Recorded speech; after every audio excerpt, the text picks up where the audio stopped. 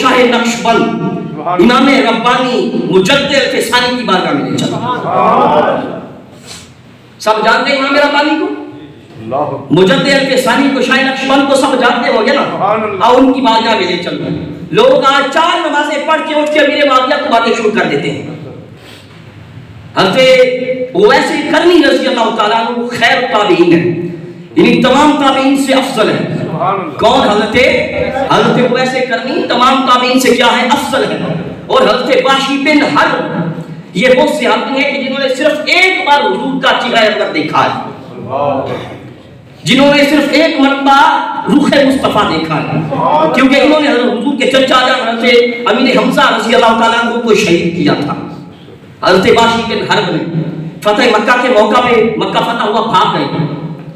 کسی نے ان کو کہا کہ جا کسی طرح چھپ چھپا کے حضور کی بارگاہ میں چلا جا، حضور کی بارگاہ میں چلا جا، حضور نے معاف کر دینا ہے۔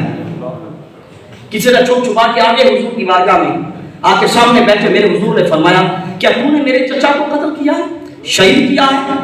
جی میں نے شہید کیا ہے۔ کیا تو نے میرے چچا جان کا کلیجہ اور جگر نکالا ہے؟ جی میں نے نکالا ہے۔ میرے حضور نے فرمایا جاؤ معافی ہوگی ہے، آج کے بعد آئندہ میرے سامنے نہیں آنا۔ یعنی انہوں نے زندگی میں ایک بار صرف حضور کا چہرہ انور دیکھا ہے۔ امام ربانی فرماتے ہیں کہ اویس قرنی خیر التابعین ہیں، خیر التابعین ہونے کے باوجود وحشی بن حرب کے پہلے مقام کو چھو بھی نہیں سکے۔ سب کو سمجھ آئی ہے؟ صرف سر نہیں ہلانے، زبانیں ہلایا کریں، یہ بات چھوٹی نہیں ہے۔ فرماتے ہیں حضرت وحشی بن حرب جنہوں نے صرف زندگی میں ایک بار میرے حضور کا چہرہ دیکھا، حضرت اویس قرنی خیر التابعین ہیں۔ فرماتے ہیں خیر التابعین ہونے کے باوجود وحشی بن حرب کے پہلے مقام کو چھو بھی نہیں سکے۔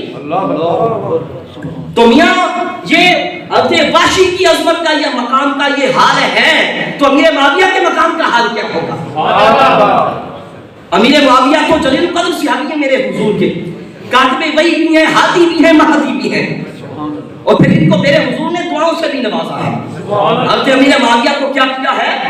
دعاؤں سے بھی نوازا ہے میرے آقا نے۔ اور پھر وہ لشکر کے جن کے لیے جنت والے ہونے کی خوشخبریاں دی ہیں، ان میں امیر معاویہ بھی شامل تھے۔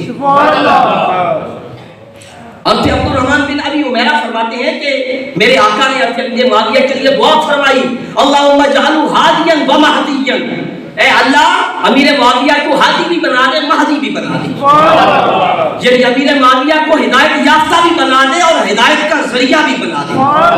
یعنی امیر معاویہ صرف ہدایت یافتہ نہیں ہے بلکہ ہدایت حاصل کرنے کا ذریعہ بھی ہے۔ اور حضرت ارباز بن ساریہ سلمی فرماتے ہیں میرے آقا نے حضرت امیر معاویہ کے لیے فرمایا اللہم علم معاویہ الکتاب والحساب ووقہ العذاب۔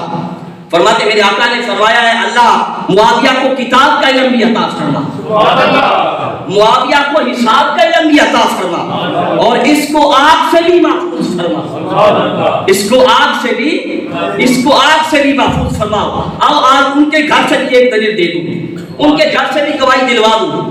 آل تشیع کی بڑی مشہور کتاب شورہ آفاق کتاب آل تشیع کی ناسخ التواریخ کی 3ری جلد میں یہ ہے کہ وہ لشکر کہ جن کے لیے جنت واجب ہونے کی میرے حضور نے دعائیں خوشخبریاں دی ہیں، ان لشکروں میں امیر معاویہ بھی شامل تھے، اور لکھتے ہیں بلکہ امیر معاویہ نے ان لشکروں کی قیادت کی ہے۔